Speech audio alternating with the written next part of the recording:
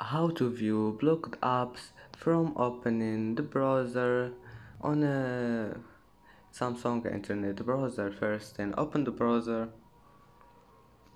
and here you will find these three lines here in the bottom corner. Click on it and then click settings, and here you will find this one, browsing privacy dashboard. Click on it and then click block apps.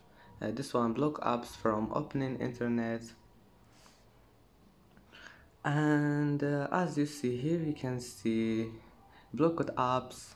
I don't have any blocked apps, that's why there is nothing here.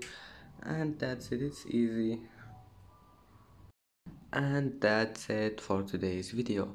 If you like this video, don't forget like and subscribe, and thank you for watching this video until the end, and see you in the next video.